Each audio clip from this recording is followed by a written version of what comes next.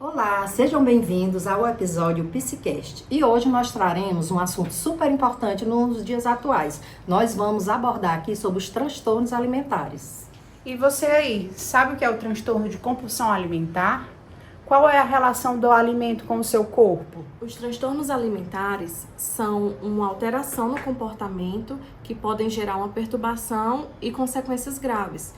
Os principais tipos de transtornos são a bulimia nervosa, a anorexia nervosa e a compulsão alimentar. Na roda de conversa de hoje, trouxemos a Malu, que também é estudante de psicologia. Ela vivenciou na pele a questão da compulsão alimentar. Malu, nos conte um pouco de quando você notou que algo não estava indo bem quanto ao alimento e ao seu corpo. Eu transferia muitos meus sentimentos na alimentação. Eu estava alegre, eu queria comer. Eu estava triste, eu queria comer. Mas não era uma comida de qualquer forma. Era uma comida que isso me reprimia. Muitas vezes quando eu estava triste, eu comia escondido. Ou eu comia a mais do que eu suportava. Então, essa relação, tinha que ter um equilíbrio. Eu não sabia como tratar essa relação. Eu fui saber quando eu comecei a atingir uma situação de obesidade e eu tive que procurar ajuda. Isso começou na infância ou já foi ao longo? Eu sempre tive uma guerra na balança, isso é fato. Eu tinha épocas que eu era muito magra, tinha épocas que eu já era mais forte. Então, tudo isso influenciou no transcorrer da minha vida. Certo. É aquele efeito sanfona que normalmente quem tem compulsão sofre, né? Se restringe muito, emagrece, aí depois volta tudo de novo e acaba ganhando, às vezes, o dobro do que perdeu. Você tinha, assim, algum sentimento, você se sentia culpada, a questão da compensação por ter comido alguma coisa que não deveria ou que não podia, isso acontecia? Frequentemente. Imagina, eu que trabalho com eventos há muitos anos. De repente você chega numa festa e tem aquelas comidas deliciosíssimas. Você fica só hoje. Só hoje. Só que era só hoje amanhã, só hoje depois da manhã. Então tudo isso vai influenciar com uma situação com a comida. E quando eu saía de um determinado acontecimento, que eu tinha comido algo até a mais, eu me sentia super mal por isso. Porque eu não conseguia ter o controle do meu sentimento ao comer. Malu, quando foi assim pra ti, esse divisor de águas, pra tu entender que realmente aquilo já não era mais saudável, já não era mais normal, né? O que foi que fez você ter esse insight? Eu comecei a ter alguns problemas de saúde. Tive problemas, joelho, lombalgia, uma série de situações musculares. Então eu procurei um médico e decidi fazer a cirurgia bariátrica. E na cirurgia bariátrica existe toda uma equipe multidisciplinar.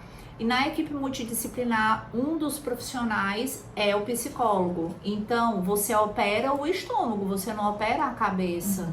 Então, antes de eu tomar a decisão de fazer a bariátrica, existe o pré-operatório, o operatório e o pós-operatório. Malu, quanto às pessoas, como você disse que trabalhava nesse meio de eventos, você já notou alguém te tratar mal só pela questão do sobrepeso? Várias vezes. A gordofobia realmente é uma realidade. Não adianta dizer que a sociedade aceita as pessoas gordas, não aceitam.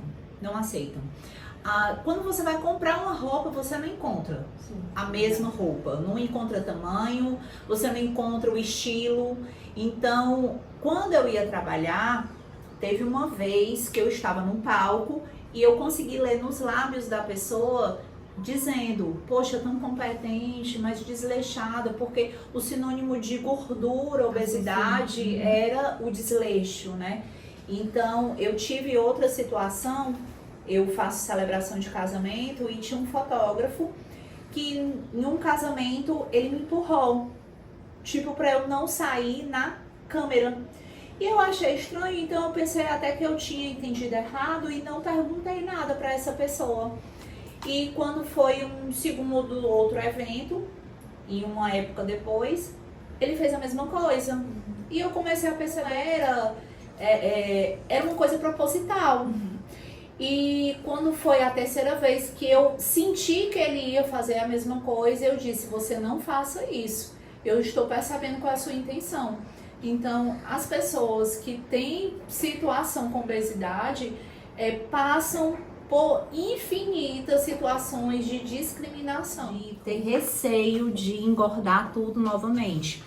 Conheço várias pessoas que fizeram a cirurgia bariátrica e que por alguma razão voltou tudo novamente, até às vezes muito mais do que era quando era antes da bariátrica. Assim que você emagreceu diante ao espelho, você já conseguia ver a diferença do teu corpo? Não, em muitos aspectos eu ainda não consigo até hoje ver, porque eu mudei muito. Vocês vão conseguir visualizar na tela a minha foto do antes e o depois. Tem pessoas que nem me reconhecem. É muito brusca, né? Demais. E tinham pessoas que diziam, não faça bariátrica, você vai morrer. Mas, com relação à pergunta, qual é a minha relação do pós, eu trabalho com eventos. Eu evito ao máximo de ficar nas festas. Porque imagina, eu tenho praticamente um evento por dia. Todo dia você comer é muito complicado, é muita comida gostosa, então eu evito ao máximo de ficar nas festas, de realmente, eu faço a minha parte no meu trabalho e vou embora. Então eu termino a celebração do casamento, tiro as fotos devidas, mas eu não fico para a recepção. Então eu sempre me aceitei, eu nunca tive problema de estima, de dizer, eu não vou para tal canto porque eu tô gorda, porque não vai caber uma roupa em mim, o que as pessoas vão achar. Então, como eu tinha um acompanhamento através de terapia, para mim o processo foi menos brusco. Então, quando eu evito de ficar na recepção, é porque a minha parte do trabalho é somente na cerimônia.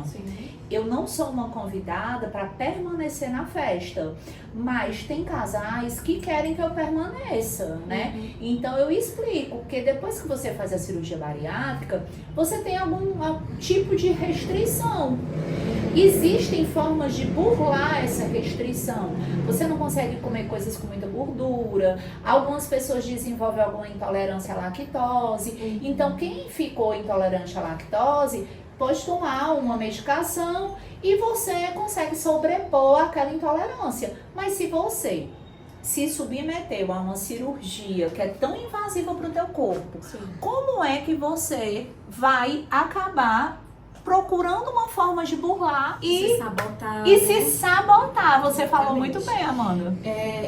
Por isso também a importância, né, da gente procurar ajuda, né, realmente apoio psicológico, a família, né, conversar realmente com quem se importa com a gente, né, externar o que a gente realmente está sentindo para não ficar guardado, né, entender que você não precisa disso e que existem profissionais que podem te ajudar.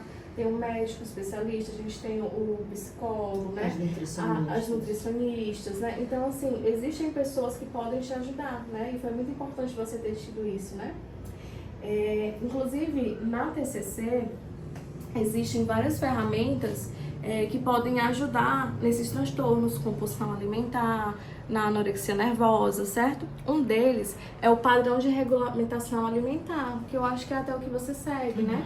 Fazer boas refeições equilibradas, né? Não comer exageradamente de manhã e passar um outro período sem se alimentar, né? É realmente fazer essa regulamentação para você conseguir manter o padrão e não ter aquela questão, né, de sentir culpa no outro dia, em outro momento, por estar realmente comendo fora do que deveria.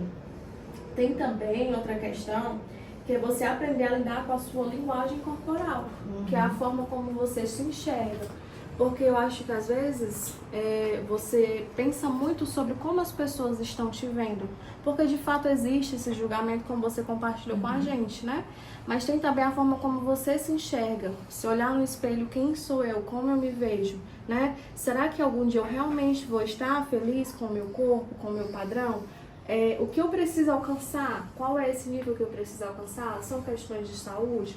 São questões biológicas? São questões mentais? Então é muito importante a gente entender isso e o processo terapêutico terapêutico está aí realmente, né, para ajudar nesse sentido. E o que você diria para uma pessoa que está passando por essa situação e não está conseguindo ajuda? O que você orientaria para uma pessoa que se identifica com isso nesse momento? Antes de tudo, procurar se conhecer, se aceitar. E eu sou uma pessoa antes da terapia e uma pessoa depois.